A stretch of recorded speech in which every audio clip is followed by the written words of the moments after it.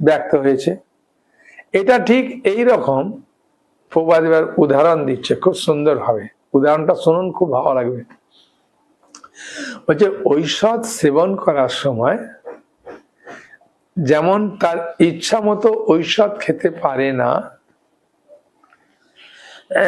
ডাক্তারের নির্দেশে বা ঔষধের শিশি যে থাকে বোতল, তার গায়ে যেভাবে লেখা থাকে সেইভাবে খাওয়া উচিত।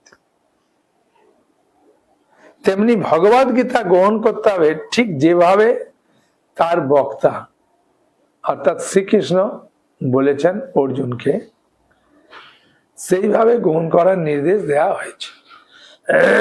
ভগবদ গীতার বক্তা স্বয়ং, ভগবদ গীতার বক্তা স্বয়ং ভগবান শ্রীকৃষ্ণ। ভগবদ গীতার প্রতিটি পৃষ্ঠায় শ্রীকৃষ্ণকে পরমেশ্বর ভগবান বলে উল্লেখ করা হয়েছে। ভগবান শব্দটি হচ্ছে কখনো কখনো শক্তিমান পুরুষ, মানে ভগবান কথাটা অর্থ কি বলছে, কখনো কখনো শক্তিমান পুরুষ অথবা কোন দেবতার ক্ষেত্রেও প্রয়োগ করা হয় ভগবান কথাটা। এখানে ভগবান শব্দটি দ্বারা ভগবান শ্রীকৃষ্ণকে মহাপুরুষ রূপে বর্ণনা করা হয়েছে। বলছে এখানে যে শ্রীকৃষ্ণকে করা হয়েছে, বলছেন ভগবান শব্দটি দ্বারা ভগবান শ্রীকৃষ্ণকে মহাপুরুষ বলে বর্ণনা করা হয়েছে। কিন্তু সেই সঙ্গে আমাদের জ্ঞাত হওয়া উচিত, জ্ঞাত মানে জানা, এই সময় জানা উচিত যে শ্রীকৃষ্ণই পরমেশ্বর ভগবান। কে ভগবান? শ্রীকৃষ্ণ। ভগবান শ্রীকৃষ্ণই যে পরমেশ্বর ভগবান তা স্বীকার করেছেন মহান মহান আচার্যরা। মহান মহান আচার্যরা স্বীকার করেছেন কৃষ্ণ হলেন পরমেশ্বর ভগবান। কৃষ্ণস্তু ভগবান স্বয়ং। আর একটা শ্লোক আছে, হ্যাঁ, যে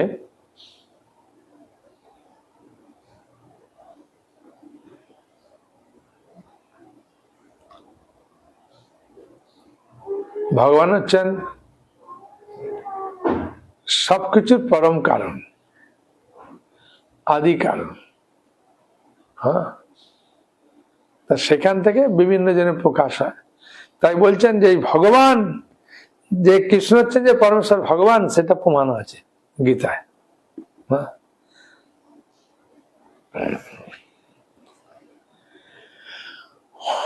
শঙ্করাচার্য, রামানুজাচার্য, মাধ্বাচার্য, নিম্বাকাচার্য, যে মেন মেন আচার্য আছে তারাও স্বীকার করেছেন।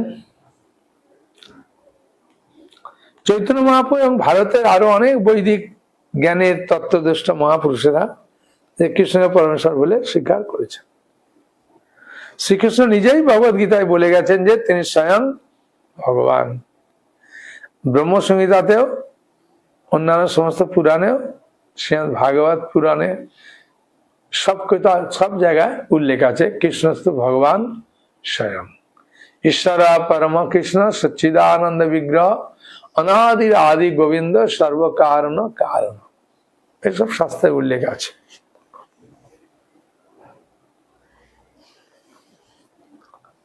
তাই ভগবান শ্রীকৃষ্ণ যেমন ভাবে নির্দেশ দিয়ে গেছেন, মানে গীতায় ভগবান শ্রীকৃষ্ণ যেমন নির্দেশ দিয়ে গেছেন, ঠিক সেইভাবে গীতাকে আমাদের গ্রহণ করতে হবে। মানে মন গড়া পন্থায় হবে না। কৃষ্ণ অর্জুনকে যেভাবে গীতার জ্ঞান দিয়েছেন সেইভাবে আমাদের গ্রহণ করা উচিত। ভগবদ গীতার ৪র্থ অধ্যায়ের ১ থেকে ৩ নম্বর শ্লোকে বলা হয়েছে, ইমাম বিবস্বতে যোগম প্রক্তবাং অয়ম অব্যয়ম বিবেশান মনোমে প্রায় মনু ইচ্ছা কবে অব্রবীত সকালে নিয়ত না এবং পরম্পরা প্রাপ্তম এবং রাজস্বয় বিদু সকালীন মমতা যোগ নষ্ট পরন্ত স এবয়ং ময়াতে অদ্য যোগ পোক্ত পুরাতন ভক্তোষি মে সখা চেতি রসমিতু উত্তম। হ্যাঁ, ভগবানও স্বীকার করলেন যে আমি পরমেশ্বর ভগবান।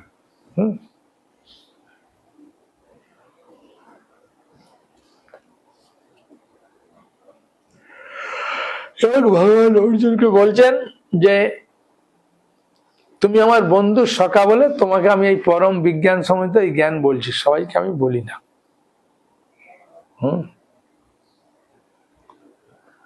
এখানে এখানে ভগবান অর্জুনকে বললেন যে এই যোগ ভগবদ গীতার প্রথমে তিনি সূর্যদেবকে বলেন, সূর্যদেব তা মনুকে বলেন, মনু ইক্ষ্বাকুকে বলেন। এইভাবে গুরু পরম্পরা ধারা গুরুদেবের থেকে শিষ্য এই জ্ঞান ধারাবাহিক ভাবে প্রবাহিত হয়ে আসছিল।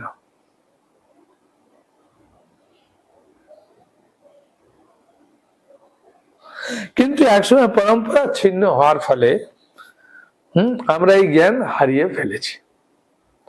তাই ভগবান কুরুক্ষেত্রের রণাঙ্গনে নিজে এসে আবার এই জ্ঞান অর্জুনের মাধ্যমে দান করলেন।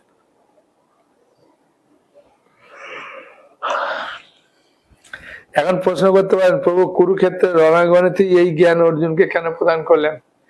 না, অর্জুন ওখানে একটা বিষম সংকটে পড়েছিল না, সেই জন্য ভগবান কৃষ্ণ অর্জুনকে সেখান থেকে উদ্ধারের জন্য দিলেন। মানে আমরা যে কোনো বিপদ থেকে উদ্ধার হওয়ার জন্য গীতা পড়তে পারি। গীতা পড়ার মাধ্যমে আমরা অনেক জিনিস শিক্ষা নিতে পারি। মানে সবকিছু এই গীতার মাধ্যমে আমাদের জীবনটা কিভাবে তৈরি করবো সেই শিক্ষা লাভ করতে পারি।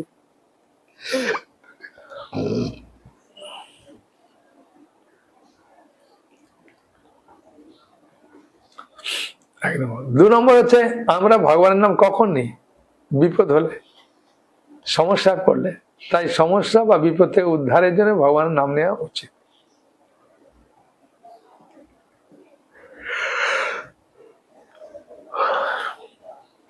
তিনি অর্জুনকে বললেন তুমি আমার ভক্ত এবং সখা। কেন অর্জুনকে জ্ঞান দিলেন? স এবং মায়াতে আদ্য যোগ ভক্ত পুরাতন ভক্ত মে সখা চেতি রহস্যমি তুত্তম। এই শ্রেষ্ঠ জ্ঞান তোমাকে দিলাম অর্জুন, তুমি আমার ভক্ত এবং সখা, সেই কারণে দিলাম, সবাইকে দিই না।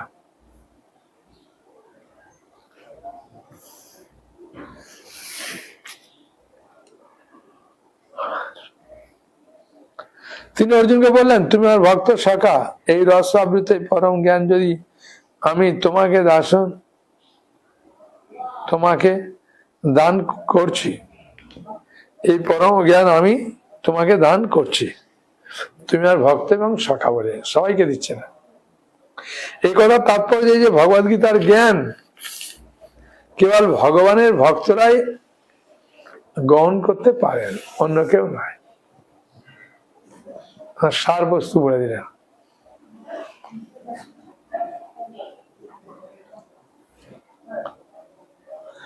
ভগবদ গীতার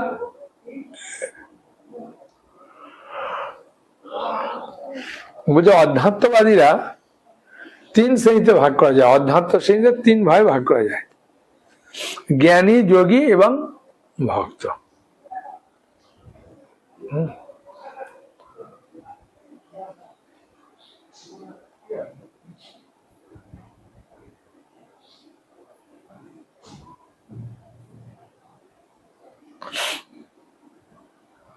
তাহলে কৃষ্ণের ইচ্ছায় আমরা আজকে জানতে পারছি যে অধ্যাত্মবাদীদের সাধারণত 3 শ্রেণীতে ভাগ করা যায়। 1 হচ্ছে জ্ঞানী, 2 যোগী, 3 হচ্ছে ভক্ত। এখানে স্পষ্টভাবে অর্জুনকে বলেছেন যে পূর্বে পরস্পর ধারা নষ্ট হয়ে যাওয়ায় তিনি তাকে পুনরায় সেই পুরাতন যুগের প্রচার করলেন। তিনি চেয়েছিলেন যে অর্জুন এই জ্ঞানকে যথাযথ উপলব্ধি করেন, নতুন ভাবে প্রচার করুক। এটা ভগবানের প্ল্যান ছিল।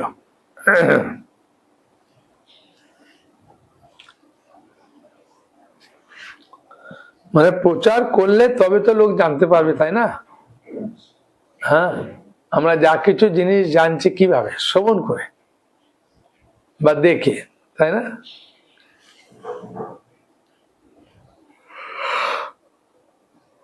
অর্জুন এবং এই জ্ঞানকে যথাযথভাবে উপলব্ধি করে নতুন ভাবে প্রচার করবেন, আর এই কাজের জন্য তিনি অর্জুনকেই কেবল মনোনীত করলেন। মানে অর্জুনকে মনোনীত করলেন এই প্রচার কার্যের জন্য।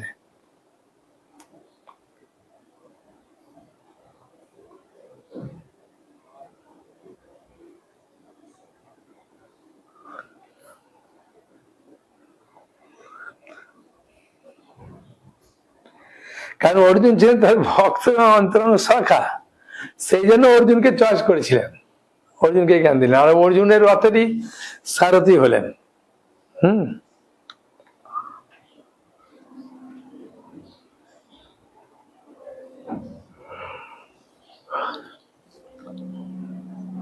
ভক্তির মাধ্যমে ভক্তের সঙ্গে ভগবানের প্রত্যক্ষ সম্পর্ক গড়ে ওঠে। ভক্তির মাধ্যমে ভগবানের সঙ্গে তার প্রত্যক্ষ সম্পর্ক গড়ে ওঠে। যখন কেউ ভগবত ভক্তি পরিণত হয়, তখন তার ভগবানের সঙ্গে একটা প্রত্যক্ষ সম্পর্ক তৈরি হয়। বলছে ভক্তির মাধ্যমে ভক্তের সঙ্গে ভগবানের সম্পর্ক গড়ে ওঠে। ভক্তির মাধ্যমে যখন কেউ ভগবত ভক্তে পরিণত হয়, তখন তার ভগবানের সঙ্গে একটা প্রত্যক্ষ সম্পর্ক তৈরি হয়ে যায়।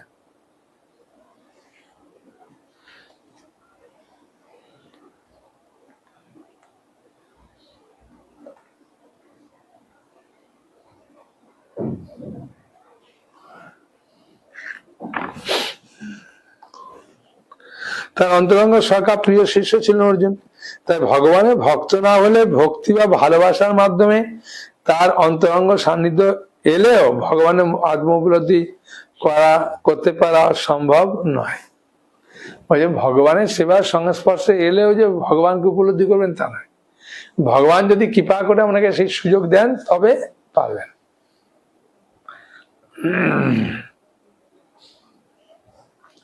তাই অর্জুনের গুণ অনুসারে গুণান্বিত মানুষরাই কেবল ভগবদ গীতাকে যথাযথ উপলব্ধি করতে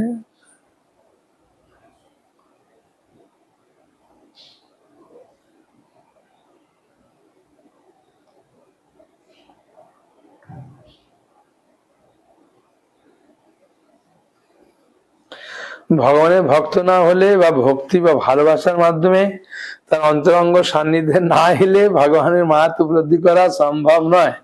তাই অর্জুনের গুণে গুণান্বিত মানুষেরাই কেবল ভগবদ গীতাকে যথাযথভাবে উপলব্ধি করতে পারেন।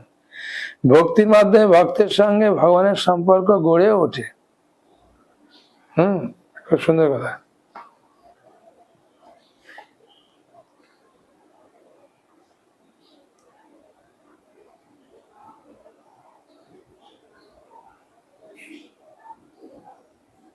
তখন তার ভগবানের সঙ্গে একটা প্রত্যক্ষ সম্পর্ক তৈরি হয়।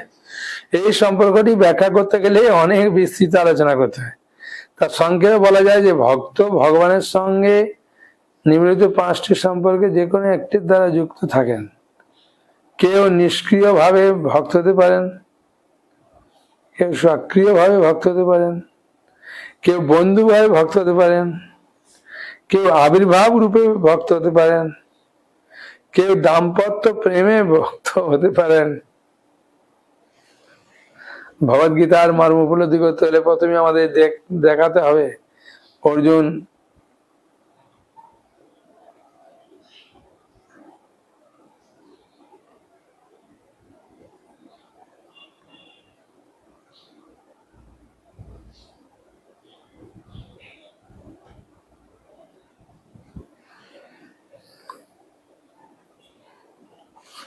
কেউ নিষ্ক্রিয়ভাবে ভক্ত হতে পারেন, নিষ্ক্রিয়ভাবে, যেমন গাছপালা হলো শান্ত রসের ভক্ত। কেউ সক্রিয়ভাবে ভক্ত হতে পারেন, অর্থাৎ দাস্য। কেউ বন্ধুভাবে ভক্ত হতে পারেন, সখা। আর কেউ অভিভাবক রূপে বাবা মা হয়ে সেবা করতে পারেন, ও বাৎসল্য রস।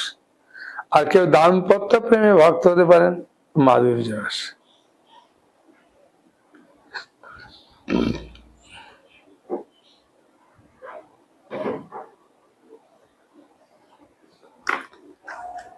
অর্জুনের সঙ্গে ভগবানের সম্পর্কের ভাবটি ছিল সখ্য।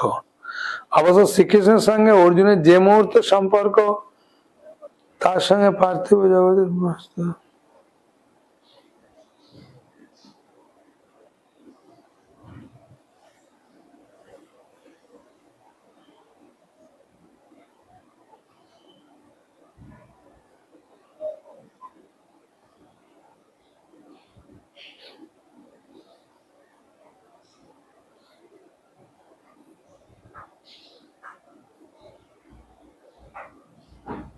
তাহলে এই 5টা পয়েন্ট মনে আছে? 5টা পয়েন্ট: নিষ্ক্রিয় ভাবে ভক্ত হতে পারেন, সক্রিয় ভাবে ভক্ত হতে পারেন, নিষ্ক্রিয় মানে শান্ত, সক্রিয় মানে দাস্য, কেউ বন্ধু হয়ে ভক্ত হতে পারেন, কেউ অভিভাবক রূপে ভক্ত হতে পারেন, আর কেউ দাম্পত্য হয়। অর্জুনের সঙ্গে ভগবানের সম্পর্কের ভাবটি ছিল সখ্য। অবশ্য শ্রীকৃষ্ণের সঙ্গে অর্জুনের এই যে বন্ধুদের সম্পর্ক, তার সঙ্গে পারমার্থিক জগতে বন্ধুত্বের বিস্তর তফাৎ। মানে পারমার্থিক জগতে যে বন্ধু হবেন তা নয়।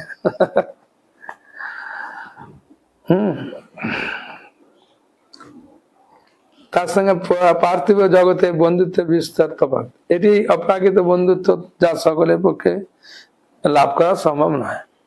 অবশ্য প্রত্যেকে কোনো না কোনো সম্পর্কের ভিত্তিতে ভগবানের সঙ্গে যুক্ত। মানে যে ভগবানের সঙ্গে যুক্ত হবে, কোনো না কোনো ভাবে যুক্ত আছে, সোজা কথা।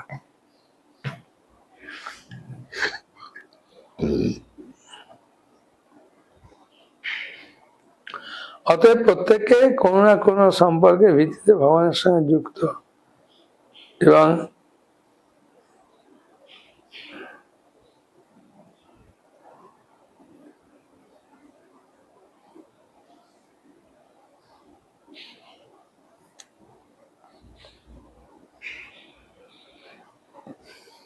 শ্রীকৃষ্ণের সঙ্গে অর্জুনের যে বন্ধুত্বের সম্পর্ক, তার সঙ্গে পার্থিব জগতের বন্ধুত্বের বিস্তর তফাৎ। এটা অপ্রাকৃত বন্ধুত্ব, সকলের পক্ষে লাভ করা সম্ভব নয়। অবশ্যই প্রত্যেকে কোনো না কোনো সম্পর্কের ভিত্তিতে ভগবানের সঙ্গে যুক্ত আছে। হ্যাঁ, স্বাভাবিক। মানে কেউ বাবা রূপে সেবা করছে, কেউ প্রেমিক রূপে সেবা করছে, কেউ বাদশা রূপে, কেউ দাস ভাবে। এই সম্পর্কে প্রকাশ হয় ভক্তি যোগে পূর্ণতার মাধ্যমে।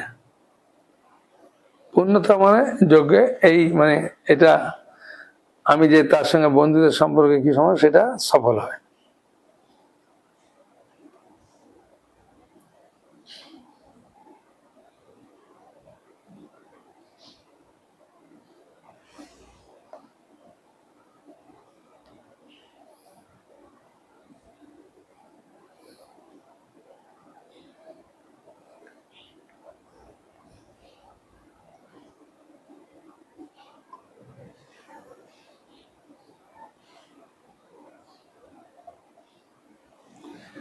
তাহলে এখন প্রশ্ন আসবে, প্রতিটা জীবী ভগবানের সঙ্গে যুক্ত, তাহলে কেউ অসুর, কেউ সুর, কেউ ভক্ত হচ্ছে না কেন? মনে প্রশ্ন আসবে কিনা? না, ভগবানের ওইসবের মধ্যে থাকলেও ভগবান একটা স্বতন্ত্র ইচ্ছা দিয়েছে জীবকে। মানে জলে নামতে পারে না ডাঙায় উঠতে পারে, বা ডাঙায় জলে দুদিকেই প্রদীপ দেখাতে পারে, ভগবানের সেবা করতে পারে। তো ব্যাপারটা হচ্ছে কি, যে ভগবদ গীতার মর্ম উপলব্ধি করতে হলে প্রথমে আমাদের দেখতে হবে অর্জুন কিভাবে তা শ্রবণ করতে চেয়েছিলেন। অর্জুনের